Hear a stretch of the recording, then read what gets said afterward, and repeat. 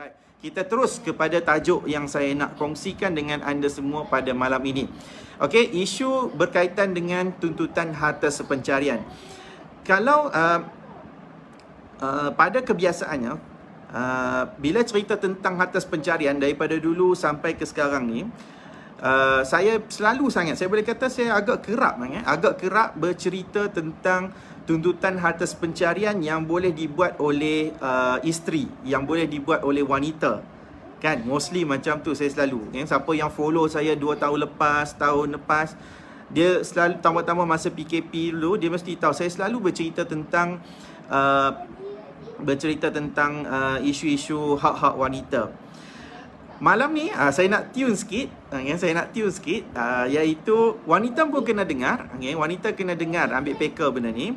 Dan bagi lelaki pun dia perlu tahu juga sikit sebanyak. Alright, iaitu berkaitan dengan harta sepencarian. Alright, harta sepencarian yang dituntut oleh bekas isteri. Bekas isteri pula. Harta sepencarian yang dituntut oleh bekas suami yang kematian isteri.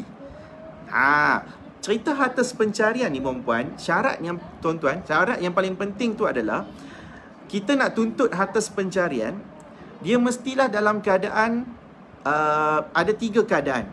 Yang pertamanya berlaku perceraian. Dah berlaku perceraian, dah disahkan bercerai, baru boleh timbul isu harta sepencarian. Ataupun yang kedua, yang mana melibatkan poligami, iaitu suami yang berpoligami.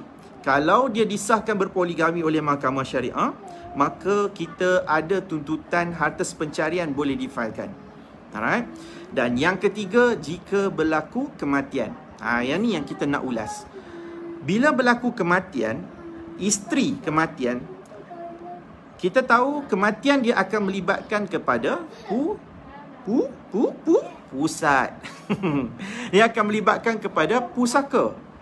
So pusaka ni maksudnya harta yang ditinggalkan oleh si mati. So hari ni, malam ni kita nak cerita tentang isteri yang kematian. Cerita tentang kematian ni jangan cerita suami je. Ada orang yang mana isteri mati dulu. Ada isteri yang mati dulu. So tak kisahlah, sebab yang pentingnya kematian ni semua orang akan lalui. Kullu nafsin za'iqatul maut. Mungkin anda boleh tengok, wajah saya macam ni hari ni okey. Siapa tahu, saya sendiri pun tak tahu. Tapi kita berserahlah kepada Allah SWT. Mudah-mudahan panjang umurlah saya dengan perempuan dan tuan-tuan semua. So, tapi kalau kata berlaku kematian, kita kena tahu satu perkara. Kalau isteri meninggal, selain harta yang ditinggal tu adalah harta pusaka isteri, dia boleh jadi juga harta sepencarian oleh suami ataupun bekas suami. Dia bukan isteri saja. Dulu saya pernah buat satu perkongsian artikel. Kalau siapa yang pernah tengok saya punya penulisan, share dan sebagainya, thank you so much, I love you all. Cerita tentang bila berlaku kematian suami, isteri kalau dia nak bahagian lebih, dia tuntut harta sepencarian. Biasalah. Tetapi ada juga keadaan yang mana isteri meninggal, so suami pun dia nak tuntut harta tersebut sebagai harta sepencarian. So, bagaimana kelayakan yang membolehkan seorang suami ni menuntut harta sepencarian? Dia bukannya asalkan dia suami saja dia boleh tuntut, dia boleh dapat. Dia tak semestinya macam tu. Dalam isu berkaitan dengan harta sepencarian, perkara yang paling penting adalah kita kena tahu harta tersebut yang nak dituntut, dia mesti dibeli dalam tempoh perkahwinan. Dibeli dalam tempoh perkahwinan. Boleh tak saya bagi peluang ni untuk siapa-siapa yang tengok, boleh tak anda tekan share? Saya tak minta banyak, itu je. Come on lah, please. Itu je bayaran untuk malam ni. Saya nak menghamburkan audio ni. Saya nak berkongsi ni, anda tekan share je.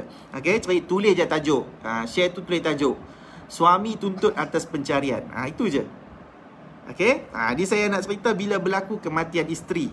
Tajuk ni penting perempuan, sebab tajuk ni adalah tajuk yang biasanya berlaku di kalangan kita semua. Sebab semua orang akan mati. Kalau kata bercerai, mungkin ada orang tak bercerai, tapi bila sebut tentang kematian, ada yang akan berlaku kematian. Jadi kalau kata berlaku kematian isteri, suami nak tuntut harta sepencarian, harta yang dibeli oleh isteri, kita kena tahu terlebih dahulu, harta tu mesti dibeli dalam tempoh perkahwinan. Tu syarat dia. Ada orang tanya, tuan, kalau katalah saya isteri, saya beli rumah ni sebelum berkahwin, boleh tak bekas suami saya ni dapat harta untuk atas pencarian? Rumah ataupun apa-apa harta yang dibeli sebelum berkahwin, dia tak boleh dianggap sebagai harta pencarian. Okey? Tetapi, dia ada tetapi, dia boleh bertukar daripada harta mutlak isteri tu, dia boleh bertukar menjadi harta pencarian kalau suami ni dia ada memajukan harta tersebut. So, memajukan tu macam mana? Kalau rumah dia renovate, perbesar dapur, perbesar bilik, besar bilik air, apa-apa pula, dia buat keluar duit, renovate. So, asalnya rumah tu dibeli sebelum kahwin, yang bukan harta pencarian, disebabkan suami ni dia ada buat keluar duit untuk memajukan, itu adalah bertukar daripada harta mutlak kepada harta pencarian. So, kalau katalah berlaku kematian, isteri kematian, suami ni dia bukan sekadar nak bahagian pusaka saja, dia nak tuntut harta pencarian juga, maka dia boleh buat tuntutan ke atas harta tersebut. Kalau rumah tu dibeli dalam tempoh perkahwinan, memang dibeli dalam tempoh perkahwinan, ia boleh dianggap sebagai harta pencarian. Okey, boleh dianggap. Tetapi suami yang nak tuntut rumah tersebut sebagai harta pencarian, dia kena buktikan kepada mahkamah syariah yang dia ada sumbangan langsung. Sumbangan langsung sahaja. Dia tak boleh cerita tentang sumbangan tak langsung. Macam contoh berkebun dekat rumah ke. Dia cerita kadang-kadang, saya lah dalam tempoh perkahwinan, saya duk masak dan sebagainya. Yang tu memang kerja dia. Okay, dia tak boleh cerita benda tu. Alright, sebab yang tu memang pada hakikatnya adalah tugas suami, melainkan isteri nak bantu. Alright, yang tu cerita lain. Okay, tapi kalau suami nak tuntut harta pencarian, pastinya dia mesti kena ceritakan tentang sumbangan langsung dia. Walaupun dibeli dalam tempoh perkahwinan, apa sumbangan dia dalam mengeluarkan wang ringgit. Contohnya dia bayar duty stamp ke, bayar cukai ke. Kadang-kadang kan isteri tak mungkin dia tak alert benda ni. Dia kata suami dia jenis alert benda-benda macam ni. Jenis bayar cukai ke, bayar apa lagi bayar indah water ni tanggungjawab. Dia bayar apa lagi cukai, bayar apa lagi apa tak kisahlah, dia tambah ke, dia renovate sikit sebanyak ke, bubuh kitchen cabinet ke sebagainya. So benda yang lekat-lekat, ataupun kadang-kadang dia mungkin bayar beberapa bulan tertentu. Jadi yang tu pun boleh dianggap sebagai sumbangan langsung. Alright. So kalau kata pusaka sahaja, suami ni dia tak ambil tuntut harta pencarian. Jika berlaku kematian isteri tersebut, bahagian pusaka seorang suami, kalau dia ada anak, dia hanya akan dapat 1/4 sahaja. Betul belum campur lagi, dia kena kira lah bahagian dia tu. Kalau dia tak ada anak, mati isteri dia ni, tak ada anak, so suami ni dia boleh dapat 1/2 sahaja. Itu pun 1/2 bahagian dia kena campur juga dengan bahagian orang-orang lain yang berhak juga. So macam mana nak dapat lebih? Pastinya jawapannya adalah melalui harta pencarian. Sebab harta pencarian, nilai yang boleh diperolehi, dia ada, saya kata dia ada 3 lah biasanya pada kebiasaannya. Alright, cuma dia tak ada macam satu ketetapan. Tapi apa yang saya boleh cerita based on pengalaman, dia akan dapat separuh, contohnya 1/2, 1/2. Bahagian si mati 1/2. Aduh, sakit kaki. Bahagian si mati 1/2, bahagian suami 1/2. Ataupun dia boleh jadi bahagian suami 1/3, bahagian pusaka si mati ni adalah 2/3. Ataupun mungkin boleh jadi lebih daripada tu. Bahagian suami 2/3, bahagian isteri 1/3. Kadang-kadang ada nilai dia tu datang dalam bentuk bukan per. Dia bukan 1/, bukan 2/, bukan sebagainya. Per. Betul, saya tengok tak cerita tu kat 5. Per. Perkara pertama, kan? Apa tengok cerita tu? Aku nak buat lawak pun tak edit kalau apa tak tengok ni. Faham tak? Kan? Per ni 1/per tu lah. Ada keadaan yang mana mahkamah tetapkan based on peratusan. Peratusan pun boleh jadi juga. Okey, tetapi apa-apa keputusan pun dia bergantung kepada kita punya pembuktian, kita punya keterangan. Kita kalau kata buktikan dalam bab harta pencarian, pasti kita tak boleh lari daripada pembuktian berkaitan dengan numbers. Numbers, berapa nilai yang telah kita keluarkan, berapa nilai yang kita invest terhadap rumah tersebut, benda tu mesti dibuktikan. So kalau katalah anda yang menonton ni ada isu sebegini, anda kena tahu, okay, semasa dalam kita masih hidup ni, pasangan suami isteri, walaupun mungkin kadang-kadang kita bayar bahagian yang tak sepatutnya kita bayar. Contoh, rumah tu dibeli oleh isteri, okay? Tetapi suami ni mungkin kadang-kadang isteri ni mungkin kadang-kadang dia kekurangan wang, contohnya, ataupun dia nak save something, dia nak beli something, okay? So dia minta suami untuk bayarkan, contoh dia. Jadi si suami ni kalau kata bayarkan, make sure, okay, setiap pembayaran tersebut, zaman sekarang ni zaman yang canggih, okay, zaman yang lebih bagus, okay, berbanding zaman dulu-dulu. Iaitu kalau kita nak buat apa-apa pembayaran, especially pembayaran berkaitan dengan harta, tolonglah kita buat dalam bentuk transfer. Okay, buat dalam bentuk transfer dan notekan reference dia. Kita transfer apa benda tu. Okay, macam contoh, kita kata kita bayarkan rumah tu on behalf untuk sebagai kata pinjam, contohnya. So kita transfer, kita tulis isteri pinjam, dia pinjam macam tu. Kita kena be particular tak benda ni, sebab benda ni adalah berkaitan dengan record. Kalau kata tak berlaku perceraian, tapi pastinya kita kena ingat, dia mesti akan berlaku kematian. Kalau kata berlaku kematian, anda nak tuntut hak anda sebagai seorang yang berhak, anda perlu buktikan. Kalau katalah ahli waris yang lain semua ni tak ada masalah, tak apa. Contoh, ada setengah keadaan yang mana ahli keluarga ni yang tak ada kaitan pun, dia nak juga bahagian. Yang ni kadang-kadang kita pening. Dia nak juga, dia kata, oh ini sebab hak aku. Memang betul, di sisi syarak memang dia ada hak. Tetapi kita ni secara keperimanusiaan, kan, kadang-kadang kita pun tahu benda yang kita tak pernah pun nak mengambil tahu tentang perik-pedihnya mereka melalui rumah tangga ni, membeli rumah dan sebagainya, membesarkan anak-anak kat situ dan sebagainya. Tiba-tiba kita nak campur tangan, nak ambil juga sebab kita rasa macam tu hak kita juga. Yang ni pelik. Okay? That's why kalau kata suami nak tuntut harta sepencarian selepas sahaja berlaku kematian isteri, anda boleh buat tuntutan harta sepencarian tersebut sebelum harta yang ditinggalkan oleh isteri ataupun ditinggalkan atas nama isteri itu menjadi pusaka.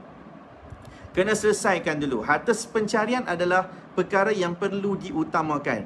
Sama juga cerita kalau katalah suami meninggal, isteri yang nak bahagian lebih, dia boleh tuntut harta sepencarian. Selepas selesai harta sepencarian, barulah kisah tentang pusaka. Baru boleh cerita tentang faraid. Faraid pun isteri akan dapat bahagian, suami pun akan dapat bahagian kalau kata berlaku kematian isteri. Okey? Faham tak sekarang ni apa yang the point untuk malam ni? Okey, point yang paling penting untuk malam ni adalah seorang suami boleh tuntut harta sepencarian jika berlaku kematian isteri, dengan syarat harta tersebut dibeli dalam tempoh perkahwinan. Dan yang keduanya, harta tu ada sumbangan langsung oleh suami tersebut. Sumbangan langsung saja, buat keluar duit ringgit saja. Kalau tak ada duit buat keluar, tak payah sembang lah nak buat tuntutan atas pencarian. Okay, payah nak dapat kat situ. Faham? Ada juga kadang-kadang sumbangan langsung ni mungkin ada juga keadaan, tapi jarang berlaku lah. Sumbangan langsung tapi dia tak melibatkan wang ringgit. Ada juga. Contoh dia, kan, isteri ada beli tanah kebun contohnya. So suami ni lah yang duk pi tebah, yang duk pi menanam dan sebagainya. Dia dah suruh suami dia ni buat segala-galanya, tanam pokok and everything. Tu mungkinlah sumbangan jugalah kat situ. Boleh jadi juga, kan. Ni contoh-contohnya. Yang paling penting adalah kita kena tahu dia punya base dia tu. Okay? Alright. Saya setakat tu saja berhenti untuk penerangan malam ni. Okey, saya akan buka peluang untuk anda yang nak bertanyakan soalan, bermula daripada sekarang. Okey, saya start daripada sekarang baru saya akan ambil soalan. Okey, bagi saya minum dulu. Minum dulu. Tak tahulah malam ni panas. Panas lit-lit. Kalau orang utara ni cakap panas. Panas lit-lit. Minum dulu Wah, thank you. Ada yang bagi bintang kat saya. Anda suka Thank you so much. Tahu tak kenapa saya selalu berkongsi ni? Sebab saya dapat supporter macam anda semua. Walaupun kan pada hakikatnya saya tak nampak pun berapa ramai yang ada depan mata dan sebagainya. Lama kelamaan kan dia membuatkan saya rasa macam saya percaya ada ramai di depan mata saya. Di depan ni saya percaya. Walaupun saya bercakap ni saya nampak macam muka saya je kan. Tetapi saya dapat bayangkan benda tu dah. Okay. It's a lot of practice, it's a lot of experience. Dulu agak kekok sikit. Sekarang ni saya suka sebab saya ada supporter macam anda semua. I love you all. Dan insya-Allah disebabkan itulah membuatkan saya sentiasa bersemangat untuk terus berkongsi dengan anda semua. Dan saya tengah membawa saya punya team untuk cuba buat live juga macam mana saya buat. Macam contoh Afika, Syafiq, Hanafi. Ni kita punya team ni untuk cuba nanti ni. Okay. Nah, depan mata saya ada 130 mata sekarang ni. Wow, thank you so much. Minum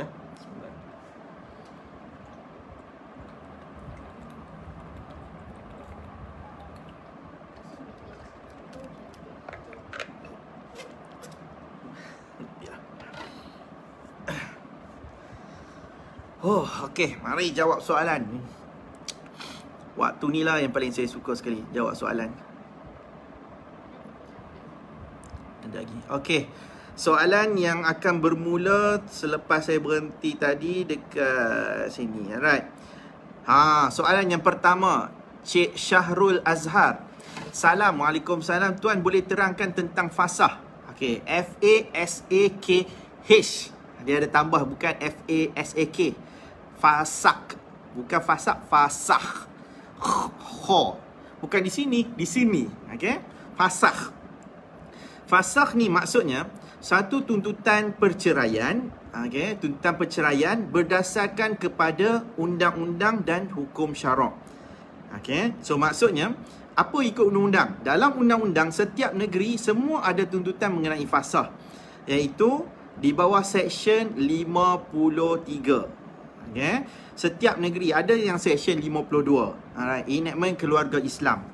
Tentang fasah maksudnya seseorang isteri ataupun suami boleh membuat tuntutan perceraian fasah di bawah undang-undang dengan menyatakan apa dakwaan dia. Okay. Apa dakwaan dia berdasarkan kepada undang-undang.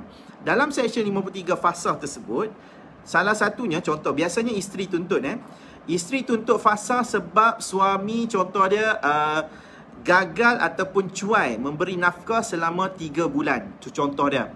Ataupun isteri boleh tuntut fasah jika suami mati pucuk. Contoh dia. Ataupun jika suami contoh dia gagal beri nafkah batin selama 1 tahun. Dia macam-macam. Daripada 1A 53-1 A sampai L. Banyak alasan dia. Okay, so fasah ni kita nak menyerahkan kuasa talak tersebut.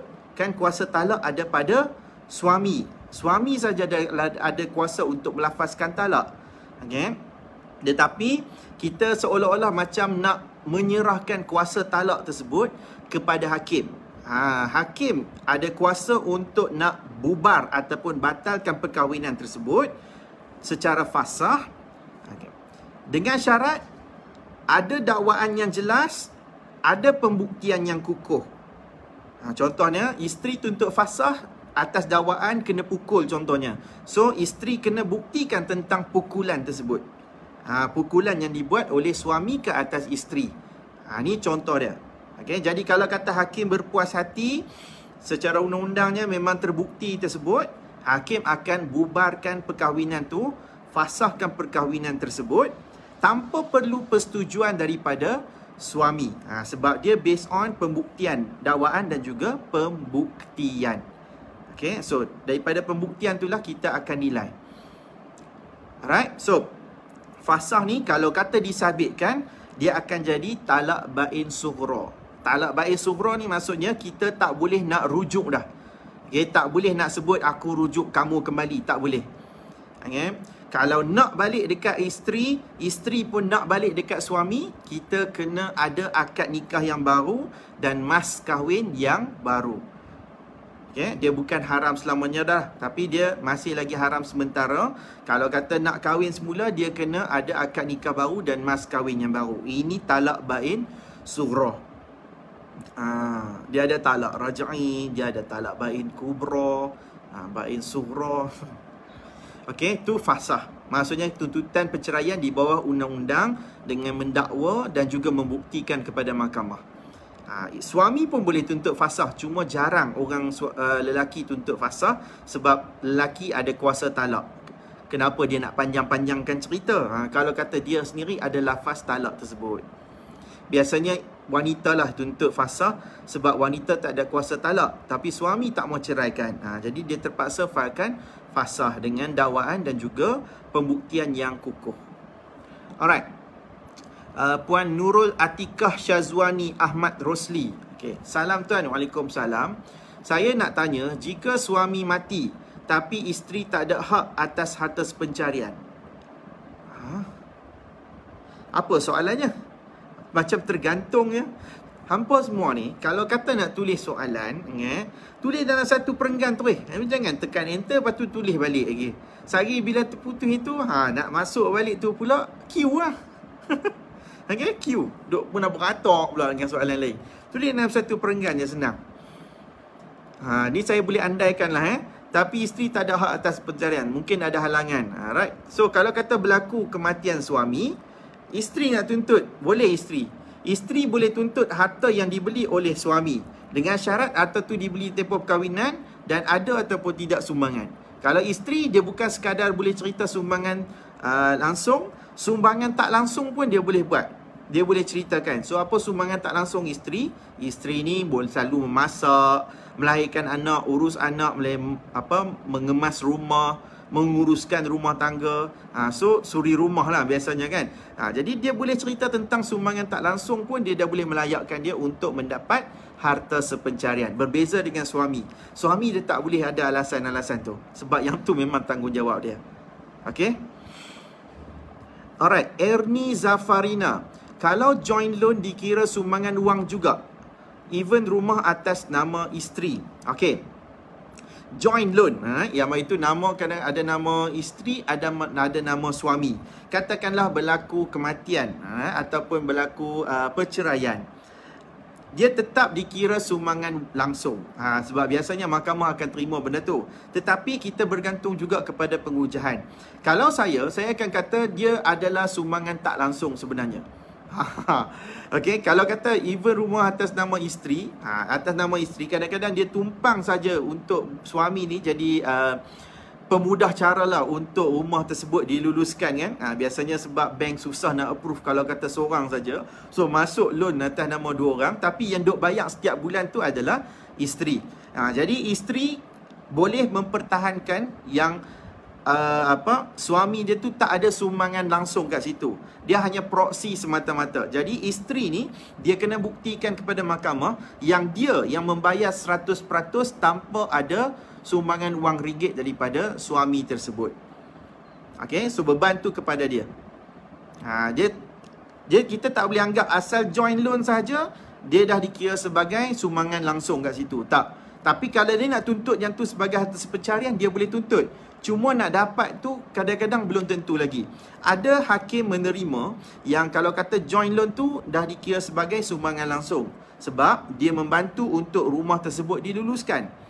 Ada juga yang mana hakim tak menerima kerana sumbangan langsung ni dia mesti datang dalam bentuk wang ringgit. Okay, dia mesti langsung dalam bentuk tenaga yang dikeluarkan ataupun hasil yang dikeluarkan untuk membayar rumah tersebut. Dia bukan sekadar joint loan tu sahaja. Tengok siapa yang bayar juga. Okay, jadi depends on perbicaraan anda.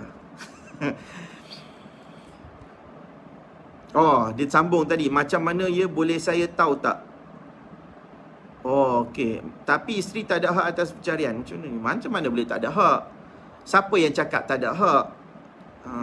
Kalau orang yang cakap tu tak ada, orang yang cakap kata tak ada hak tu, dia bukan orang yang praktis dalam bidang guaman, yang ni baik anda dengarlah dengan nasihat orang yang betul. Biasanya orang yang tak mau bagi kita tuntut ni, kadang-kadang dia takut dia dapat lebih, dia dapat kurang dan sebagainya. Okay, as long tapi kena tengoklah syarat dia. Kalau kita nak tuntut harta yang ditinggalkan oleh si mati tu, harta tu memang harta yang dibeli sebelum kahwin. Kalau dibeli sebelum kahwin, kita ni masuk terus je kat rumah tu, cuci kaki dan sebagainya, kita sukarlah nak tuntut. Kalau kita tidak ada memajukan, okay, kita kena ada memajukan harta tu, baru kita boleh claim yang tu sebagai harta sepencarian.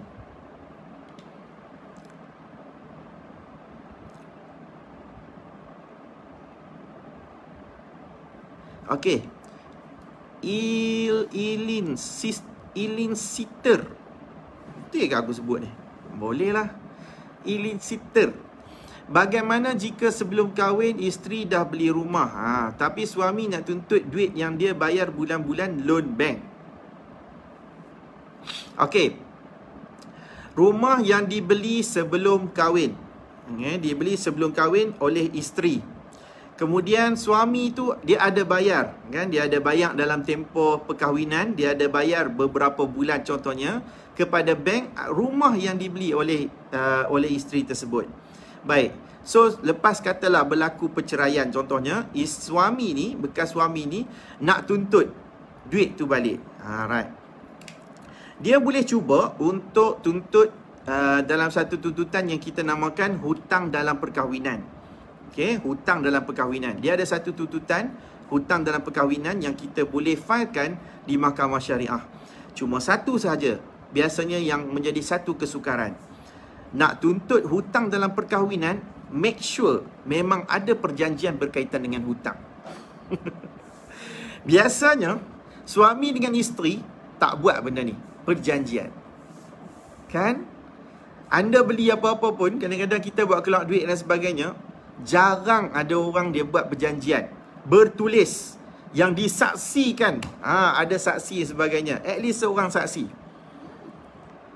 Kan? Perjanjian berkaitan dengan wang ringgit, kita bayar setiap bulan dan sebagainya. Kita katalah contoh suami ni kata, tak apalah, saya boleh pinjamkan kepada awak sejumlah wang.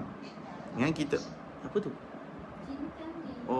Kita boleh pinjamkan sejumlah wang kepada isteri kita untuk membayar bank untuk installment setiap bulan selama berapa tahun, untuk setahun contoh dia. Sementara isteri ni dapat balik kerja contoh dia. So suami ni duk bayarlah setahun. Tapi tak ada pun perjanjian hitam putih. Yang ada perjanjian mulut sahaja. Okay, contoh dia. Okay, kalau kata berlaku perceraian, bukan tak boleh tuntut, boleh tuntut hutang dalam perkahwinan tersebut, sebab suami isteri ni mungkin bersetuju untuk meminjam wang daripada suami. Okay? Tetapi macam mana nak buktikan perjanjian mulut ayat liok ni saja? Kalau isteri tu tak mengaku, elak. Kan? Itu cerita tentang mengaku. Bagaimana pula cerita tentang membayar duit tu? Kalau anda masukkan duit, pergi bayar cash deposit, pergi buh dekat bank, receipt apa pun tak ada, tak simpan pun, banyak korek macam tu saja. Kita pun tak boleh nak buktikan benda tu. Betul tak? So setiap orang yang kita nak bagi hutang, tak kiralah suami, isteri, kawan-kawan ke, hutang yang kita rasa macam nilai tu besar, nilai yang kita rasa macam dia memang perlu ada satu catatan, mesti kena ada satu rekod. Macam hampa nak beli kereta, ada ke bank bagi terus macam tu je? Tak payah jugalah kan. Nak beli rumah lagi lah, nak berapa setiap tengok kelayakan gaji semua tu, dia buat perjanjian ni, pi sign agreement rumah, pi ke firm lawyer ni, tenyeh setiap atas tu punya tebal. Siapa ada pengalaman macam tu? Saya ada pengalaman tu kan. Kita nak beli rumah tu, setiap atas initial punya susah nak buat perjanjian tu sebut, kan? So macam itulah anda. Kalau katalah kita ada perjanjian yang kita nak bagi pinjaman tersebut dalam bentuk wang ringgit, bagi pembelian rumah ke, kereta ke, apa-apa sekalipun, make sure kena ada perjanjian. Baru senang untuk kita buat tuntutan hutang dalam perkahwinan. Sebab tuntutan hutang dalam perkahwinan, nama pun hutang, kita nak kena buktikan kepada hakim yang ada perjanjian, ada hutang dan ada kita memberikan pinjaman tersebut. Pinjaman tak interest, tak apa, lagi bagus. Apa jangan duk bawa cerita pula, saya bagi pinjaman kat suami saya sebanyak RM RM5. Contoh dah. Tapi dia akan menjadi bayaran menjadi RM10. Interest tiba-tiba pula kan. Okay. So kalau kata susah nak tuntut hutang dalam perkahwinan, biasanya kalau cerita tentang suami bayar bulan-bulan loan kat bank ni, dia boleh tuntut harta sepencarian. Harta sepencarian boleh jadi juga. Okay. Alright. Adik Miza, saya punya follower yang lama. Thank you. Betul tu Ustaz Fahmi. Dia ni seorang je konsisten panggil saya Ustaz. Dalam keadaan saya pun tak tahu nak cerita macam mana dah. Jangan duk panggil aku Ustaz. Saja nak musik aku ni. Ni punya licin macam ni, punya flawless macam ni, Ustaz lagi. Kita kena ambil tahu tentang yang terbaik. Saya pun dah bukan senang. Apa pun baik Ustaz dah cuba terangkan pada semua ahli. Wah, ahli ahli. Saya boleh buat fan club macam ni. Ahli Okey. Syarifah Zumirah.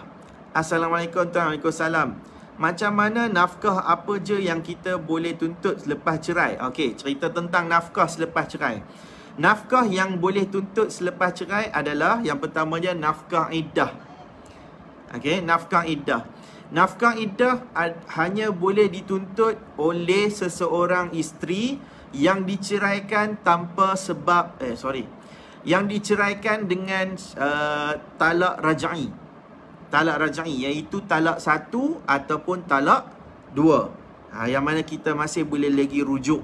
Kalau dah cerai tu sabit dengan talak 3, talak 3 tak boleh dah, sebab dia talak bain kubra. Okay? Talak yang tak boleh rujuk dah. Ataupun kita cerai tu secara fasah, talak bain sughra, tak ada juga, tak boleh tuntut nafkah iddah.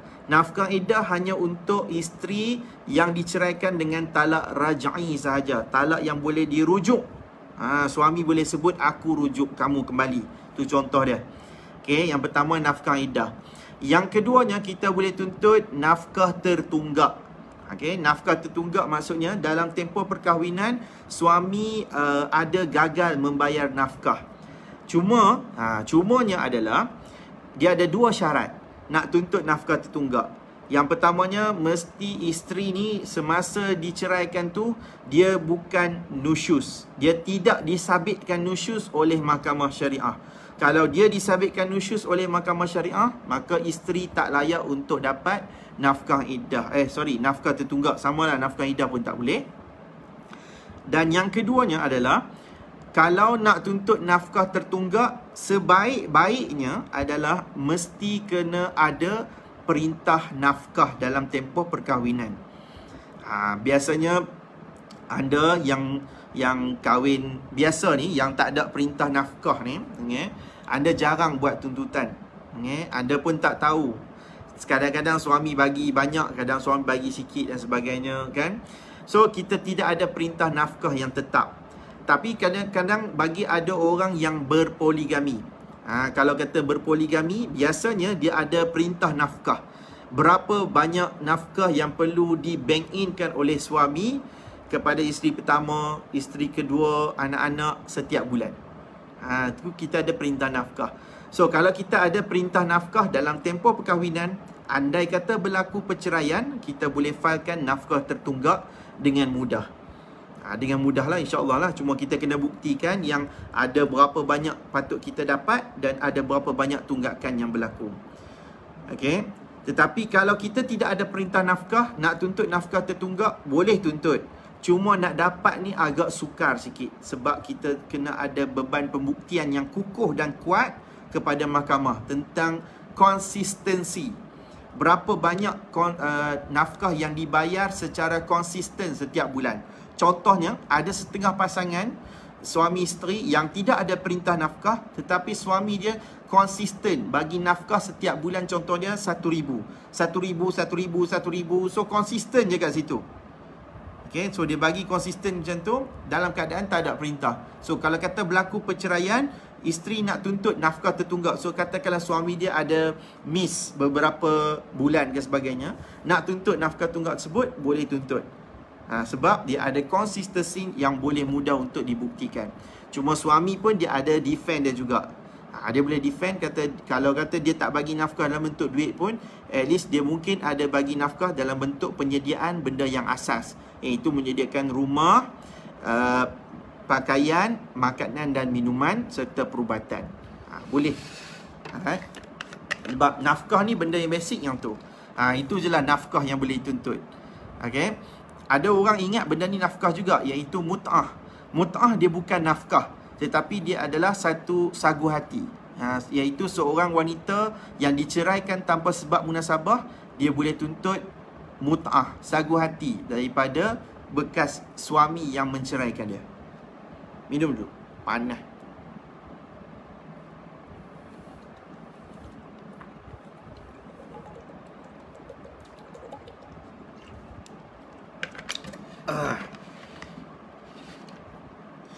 Aduh, sakit kaki. Shower MZin. Salam tuan. Waalaikumsalam.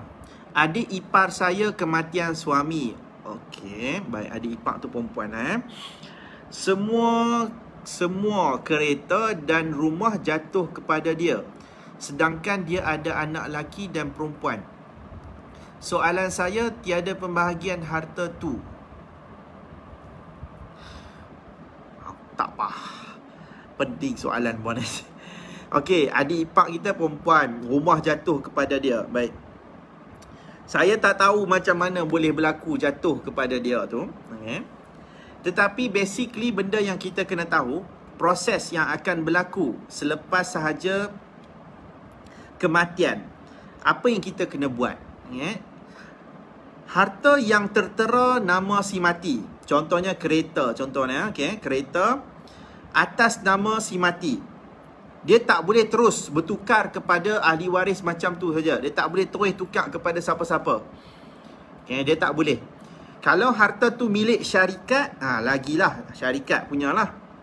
Tapi kalau harta tu nama personal, nama orang yang si mati tersebut, dia tak boleh berpindah macam tu sahaja.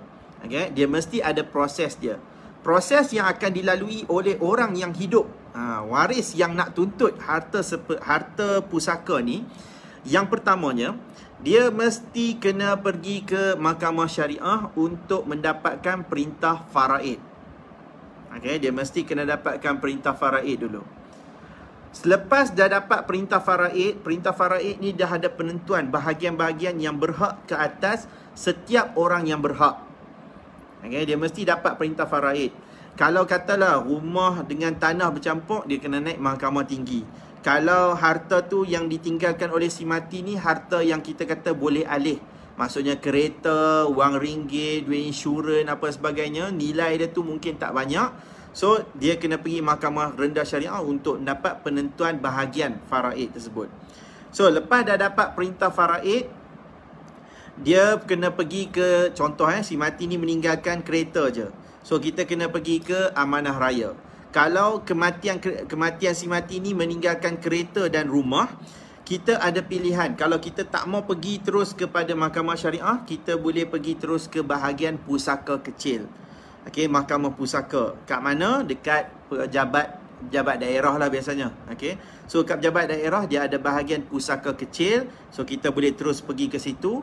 Kalau kematian si mati tu hanya satu lapis saja. Maksud satu lapis ni, suami mati meninggalkan isteri, meninggalkan anak.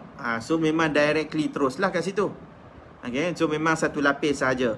Tapi kalau kematian tu kematian berlapis, contohnya suami mati meninggalkan isteri, meninggalkan berapa orang anak.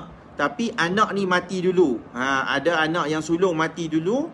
Anak yang sulung ni ada anak lain. So yang ni kita sebut kematian berlapis. Kalau kematian berlapis ni, dia mesti kena pergi ke mahkamah syariah untuk mendapat penentuan bahagian. Macam mana sekalipun kena pergi mahkamah dulu. Okay, so lepas dah tepi settle mahkamah syariah, dapat kad pusaka kecil pula, barulah nanti akan dapat perintah pertukaran nama pada siapa dan sebagainya. Okay, dia bukan terus saya pun tak tahu apa yang berlaku. Kalau kata memang betul atas nama dah bertukar menjadi atas nama isterinya, besar kemungkinan benda tu dah dilalui proses yang sepatutnya dilalui tu. Cuma mungkin kita tak tahu je. Okay. Lagi apa dah ni? Kat sini bukan boleh nampak. Alamak, macam mana tak tahu. Ni boleh tengok jam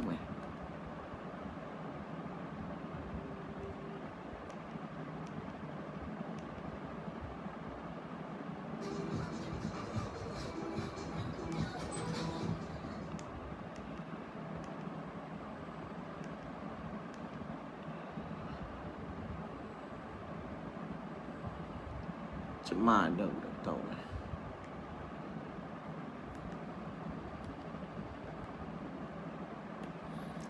Tak apalah, tak bolehlah dulu. Alright. Shit. Dia jawab dah tadi. Okay. Makanik Banandakana Dewa Bohi. Tulisan Jawi. Bang, soalan saya, isteri saya minta cerai dan 2 bulan tak duduk dengan dia, sudah saya bagi nafkah, dia tolak. Okey. Kalau isteri memfailkan tuntutan cerai, jadi kita kena pergi ke mahkamah. Alright, kita kena pergi mahkamah untuk menyatakan pendirian kita nak menceraikan ataupun tidak. Saya tak nampak apa soalan kat sini.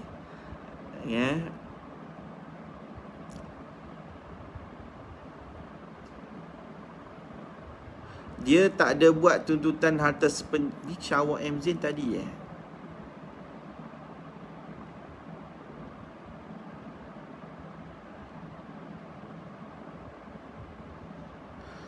Oh, tiada pembahagian harta tu. Dia sampak dekat bawah tadi. Dia tak ada buat tuntutan terjadi semua harta suami dia dapat kat dia. Okey, tu menjawab lah tadi tu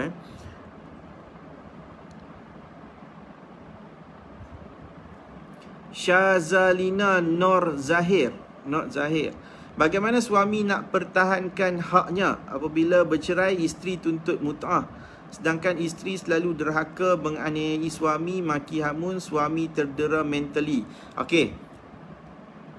Benda ni lah yang suami ataupun bekas suami, bekas suami kena bicara, kena bagi keterangan di mahkamah tentang perbuatan ataupun tindakan isteri yang menyebabkan suami ni melafazkan cerai. Okey. Syarat untuk nak bagi mut'ah ni, dia mesti diceraikan tanpa sebab munasabah. So ada keadaan yang mana suami ni ceraikan ada sebab. Okay, ada sebabnya. Contohnya kan, dia cerai dalam keadaan yang isteri dia ni sedang curang. Contoh dia, apa tengok tak, ada yang cerita apa, mana tahu Indonesia kan, cerita yang ni hak yang real lah, bukan cerita drama kan, yang apa, duduk atas ceiling benda. Tu dia tengok bini dia tu duduk main dengan lelaki lain, kemudian dia turun terjun, dia tikam. Tu contoh tikam kejam sangat kan. Tak tahulah ni cerita apa-apa macam-macam lah kan. So let's say lah, dia ceraikan disebabkan perkara tersebut. So, dia kena buktikan kepada mahkamah.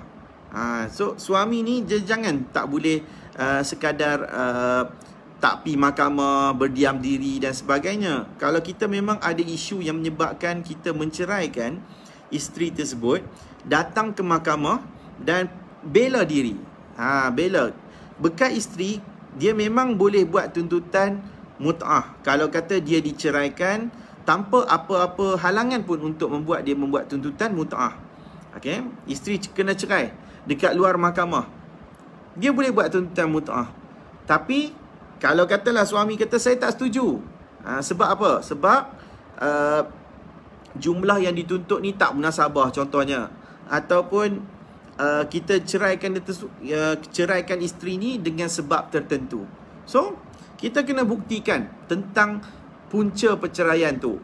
berapa kita punya kemampuan, apa harta yang kita ada dan sebagainya. So datang bela diri. Kebanyakan orang dia tak bela benda ni. Dia tak bela pun tentang dia dimaki, dihamun, terdera mentally. Okay, so datang bela diri. Tu je yang paling penting.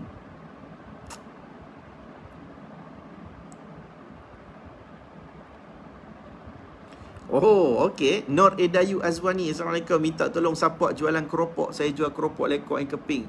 Semua nak beli lauk anak-anak, semoga ada rezeki saya. Apa tengok ni kan, apa beli. Siapa yang suka nak makan keropok tu belilah, kita support lah. Sharifah Zumirah. Dan jika si isteri buka fail perceraian, apa sahaja bukti yang perlu ada?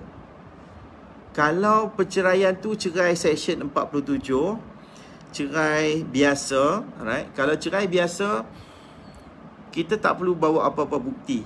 Sebab cerai biasa yang perlukan kepada lafaz talak suami, kita hanya perlukan suami tu datang dan bersetuju untuk melafazkan cerai sahaja.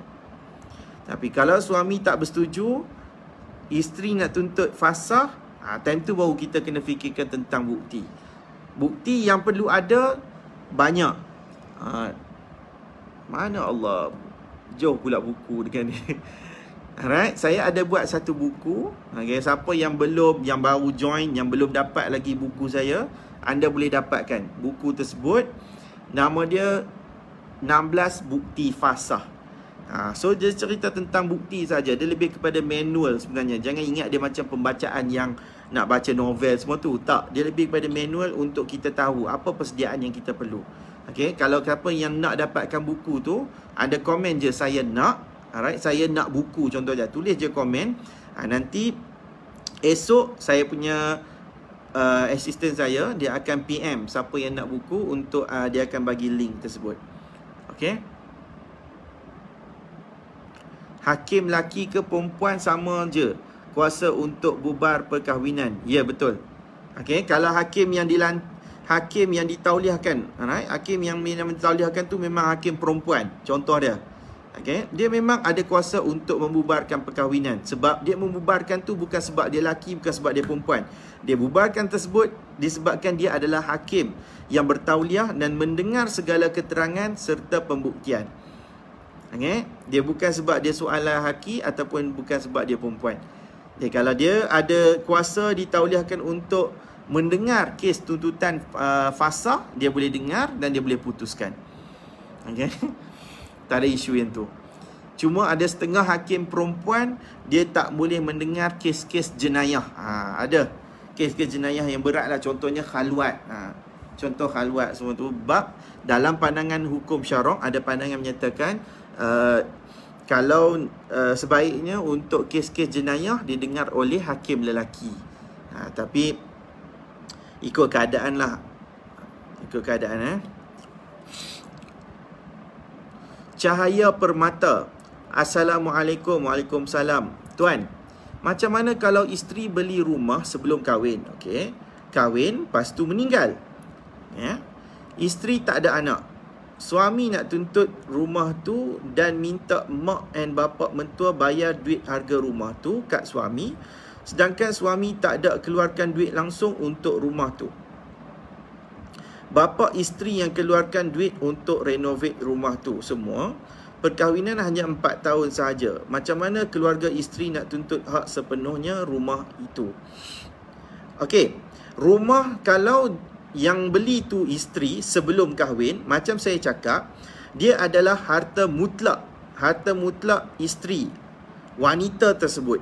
Dia katalah wanita tu wanita yang beli rumah sebelum kahwin, yang tu dikira sebagai harta mutlak dia. Melainkan semasa dalam tempoh perkahwinan, si suami ni dia ada keluarkan wang ringgit. Okay, ada keluarkan wang ringgit untuk memajukan. Dia buat keluar duit dia, okay, dia BSP ke, duit apa ke, renovate. Okay, renovate rumah. Macam saya kata, dia buat pagar ke, dia buat dapur ke, apa-apalah yang kata-kata memajukan, renovate bagi elok semua ni. Dia memajukan rumah tersebut. Harta yang asal nama tu harta nama isteri, dia boleh dijadikan sebagai harta sepencarian. So suami ni, si lelaki ni, dia boleh membuat tuntutan ke atas harta itu kalau memang dia ada keluarkan duit. Cuma beban kepada dia untuk buktikan. Kalau dia tidak ada keluarkan wang ringgit dan sebagainya, dia tak boleh tuntut pun atas pencarian. Cuma dia boleh tuntut bahagian apa? Dia boleh dapat bahagian pusaka. Sebab kalau kata berlaku kematian isteri tersebut, bahagian untuk suami, tadi kata apa? Tak ada anak kan? Tak ada anak. Bila tak ada anak, suami bahagian dia adalah 1/2. Ibu dengan bapa 1/6. Ibu 1/6, bapa 1/6 campur dengan baki. So dia kena total lah, dia kena kira dia punya penyebut dan pengangka. Hampa tahu kan? Hampa biasa belajar matematik moden tak? Dia ada penyebut, dia ada pengangka kat bawah kan? Berapa? 3/4. Yang atas tu kita sebut penyebut, pengangka yang bawah tu kita sebut per-4 tu. So kita kena kira lah kat situ. Alright, tapi basically dia punya bahagian dalam faraid ni, kalau kematian isteri, suami bahagian dia adalah 1/2 kalau tidak ada anak. Jadi katakanlah mak dengan bapa mertua ni yang bayak dan sebagainya, dia pun kena terima. Dia orang kena terima memang bahagian suami ni adalah bahagian pusaka dekat situ. Jadi katakanlah mak dengan ayah ni nak balik rumah tersebut. Contoh nak balik rumah tersebut. So dia orang kena bayar bahagian yang sepatutnya suami ni terima. Begitu juga kalau katalah suami ni nak rumah tersebut, dia ada bahagian pusaka dia, dia kena bayar bahagian mak dengan ayah tersebut. Masing-masing kat situ. Tapi kalau katalah dua-dua tak setuju, masing-masing berkeras tapi tak ada penyelesaian, jawapannya adalah dijual dan bagilah duit wang ringgit ni ikut bahagian yang telah ditetapkan secara faraid ataupun secara pusaka tersebut. So faham Jadi kalau dia kata tuntut rumah tu dan minta mak bapak mertua bayar duit harga rumah tu kat suami, sedangkan suami tak ada keluarkan duit tu, dia adalah tuntutan pusaka. Bahagian pusaka yang layak diterima oleh si suami tersebut atas kematian isteri. Tu faraid. Faham? Cerita tentang keluarkan duit ni adalah cerita tentang harta sepencarian. Kalau katalah suami ni dia nak harta sepencarian juga, dia boleh filekan tuntutan atas pencarian, cuma dia kena buktikan tentang dia keluarkan wang ringgit. Tapi kalau dia tak ada keluarkan wang ringgit, dia tahu dia tak akan dapat bahagian atas pencarian, dia cuma nak bahagian pusaka sahaja. So dia akan ada bahagian pusaka terhadap rumah yang dibeli oleh isterinya tersebut sebelum berkahwin. Faham?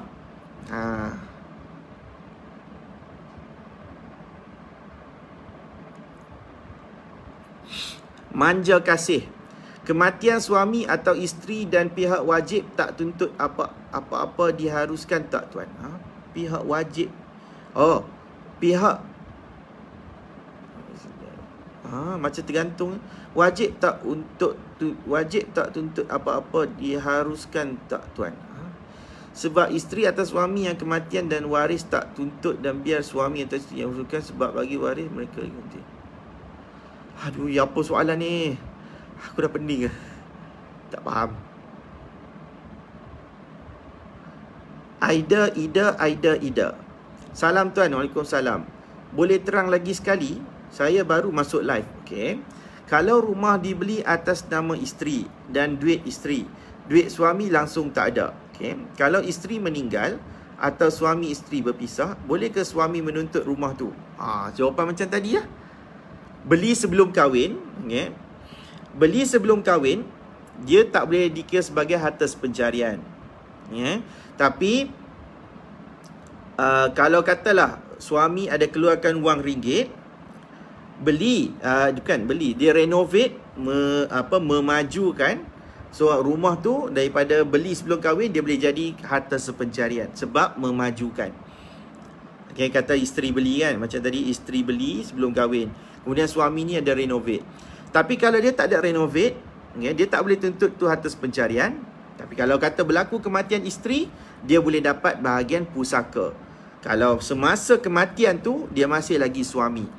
Tapi kalau dah bercerai, dah bercerai dah. Dah habis dah tempoh iddah. Okay, dah habis dah tempoh iddah tersebut, baru berlaku kematian isteri.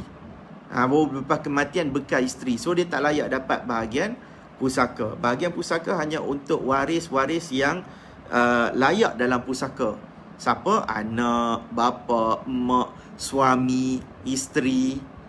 Okay, yang ni semua adalah bahagian-bahagian pusaka. Kalau kata berlaku kematian, kalau kata berlaku perpisahan, nak tuntut harta pencarian, dia boleh tuntut, cuma dia kena buktikan suami ni dia ada memajukan. Tu je. Saya nak ambil soalan ni last lah kot, no? Saya rasa macam dah lama, tapi sebab saya tak ada jam. Ni last lah Saya ambil soalan yang terakhir daripada Ain Widuri. Okey, suami beli rumah atas nama suami dan isteri.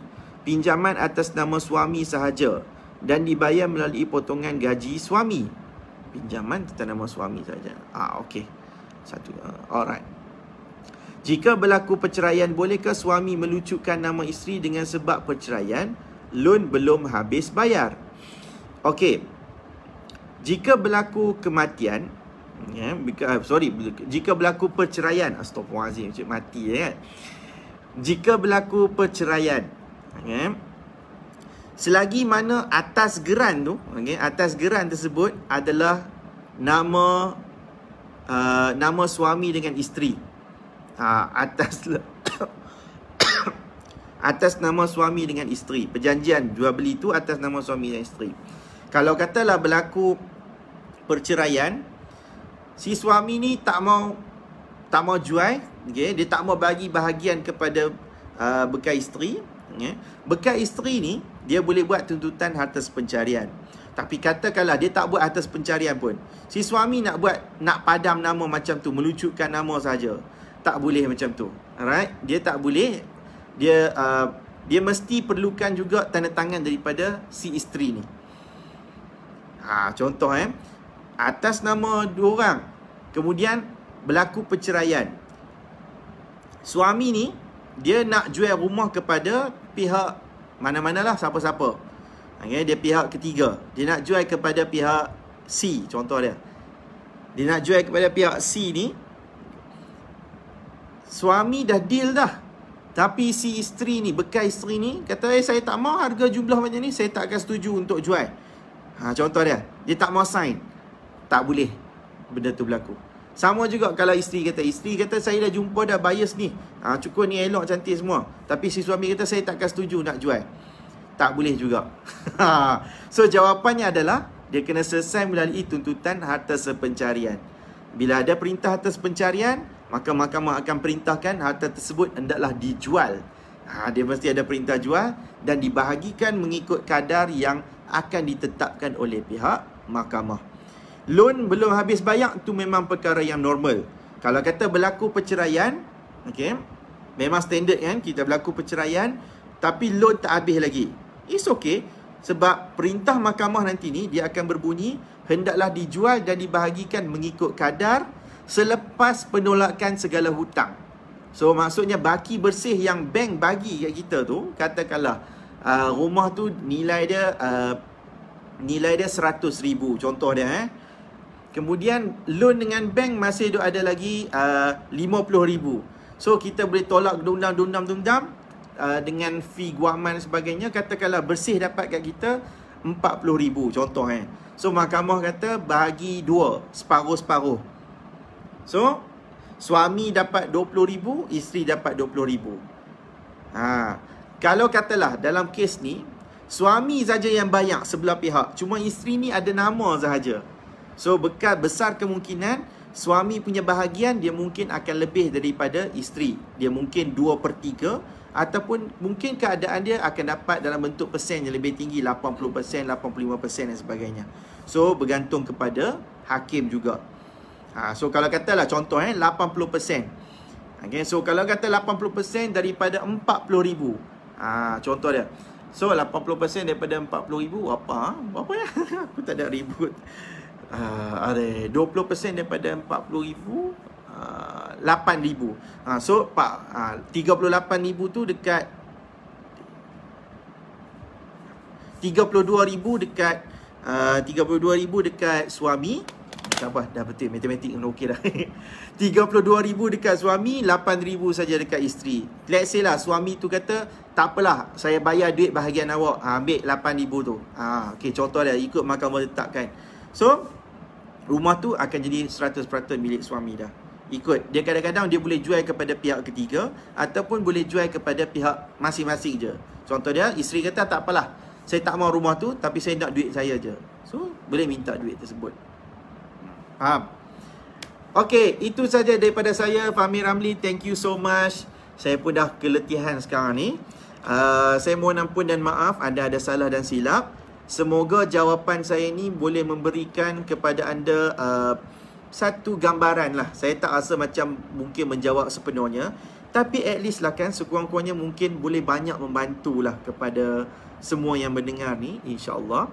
Saya tak ada niat lain, melainkan saya hanya berkongsi. Bila sebut tentang berkongsi ni, ada kurang dan ada kelebihannya tersendiri juga. Okay? Kalau yang kurang tu biasanya datang daripada saya sendiri, atas kelemahan saya sendiri.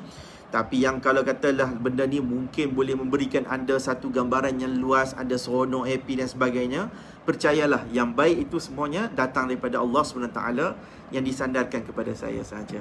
Itu saja daripada saya, Fahmi Ramli. Thank you so much.